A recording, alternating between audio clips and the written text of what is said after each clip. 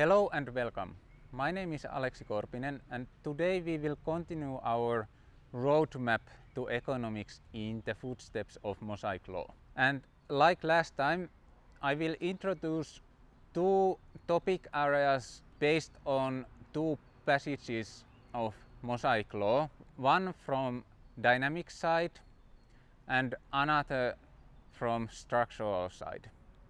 So let's get started. Today's first passage comes from the 5th book of Moses, from the end of 14th chapter.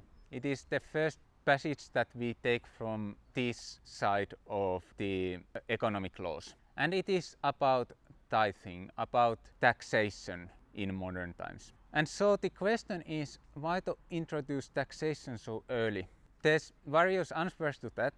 First of all, it continues the conceptualization process very natural way, but this time in much less philosophical footing.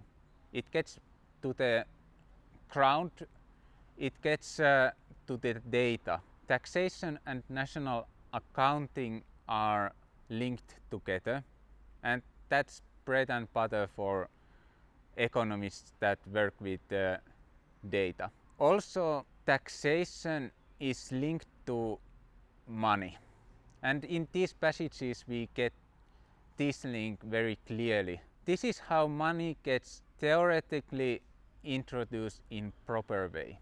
There are some theories that very much stress this link between money and taxation, and one of them is modern monetary theory. But unlike those theorists, we are not going to balloon the scope of government like crazy. We have clear limits introduced here to the size of government, and we will analyze those limits using historical evidence and also some data about government finances. Also, this limitation gets reinforced by this pretty exotic way the Mosaic law divides taxation to pieces.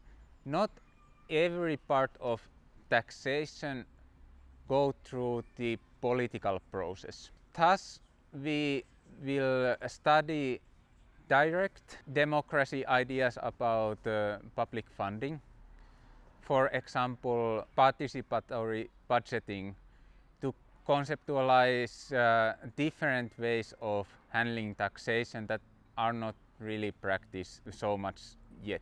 This first part brought us the public power. If we now go back to Leviticus 25 to get into structural side, to Jubilee side again, we get another big power of capitalist society.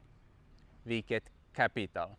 Because in Leviticus 25, if we continue from where we left last time, we see laws about buying and selling land, laws about putting value on that land. And we can apply those laws also to stocks, to capitalization process. While this topic would seem very lame for people that do not know economics, for economists this is a battlefield, because capital theory is in the heart of Marxism. It is a big reason why mainstream economics and post-Keynesian economics split apart in so-called Cambridge capital controversy. And also this same topic even during the last years have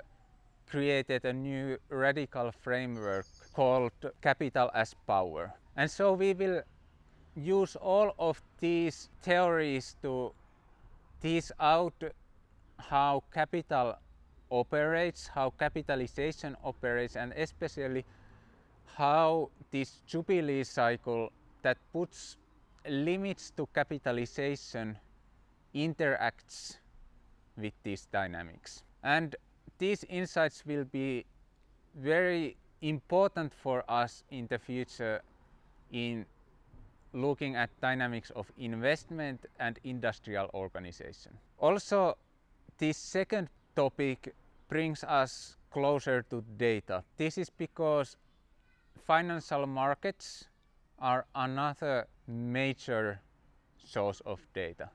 So we see that these two passages point us towards studying data before more advanced modeling and theorizing. And this is a good practice.